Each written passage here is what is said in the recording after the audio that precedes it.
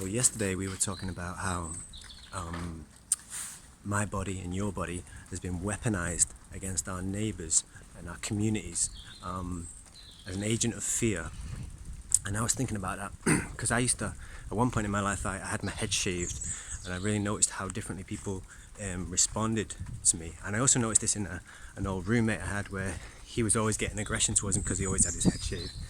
And things like that, like when you wear a hat low over your eyes in the winter, the shopkeepers are always a little bit more like wary of you as you come in. So it kind of makes a difference to what we wear and the way we comport ourselves to how people respond to us. And what we have now is everybody wearing masks. So the instinctive reaction to somebody who hides their face from you is to think you don't know what their intentions are. And similarly, if someone's like social distancing or like avoiding you, you similarly don't know what their intentions are. If they're avoiding you, you think, why is this person giving me a wide berth? Why is this person hiding their face?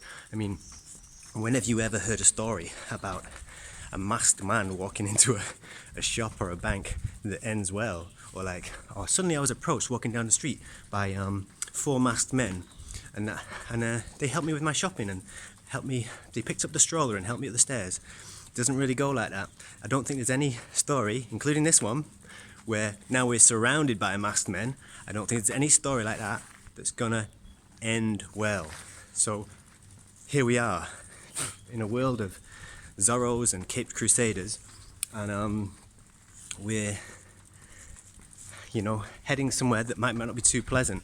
Now, I want you to think about this in a different way. Now, every time I walk in the sun, like now it feels like summer, so maybe I'll put on a baseball cap, and maybe I'll wear shades, and maybe I'll wear a mask as well because I'm scared of the plague. So now you can't see a damn thing about my face or my intentions, and it completely dehumanizes any interaction with me.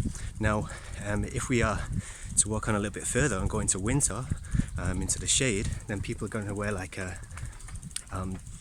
hats, hoodies, and masks, and so you see very little of each other's faces, and suddenly everybody's a threat, or psychologically everybody's a threat. Here's the winter again in the shade. So now think about that then for a moment, because that's going to be the new normal. And not only that, we already know the unemployment is coming. There's 20 million people unemployed in the United States, so we're going to have a lot of masked, potentially hooded, baseball capped, shade wearing, desperate people wandering around, and that's our future. The new normal is going to be lit. It's going to be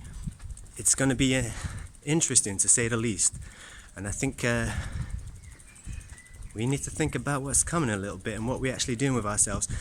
As you see here, I'm walking through the walls of. I just wanted to finish with. I'm walking through all past the university buildings, University of Oxford buildings, where all these intelligent people come to. But there's none of them here at the moment because they've all been taught to question their government, to listen to their government unquestioningly. That's what they've been taught. So none of them are here. And that's a worry for all of us, okay? I'll leave that there for today. Ciao.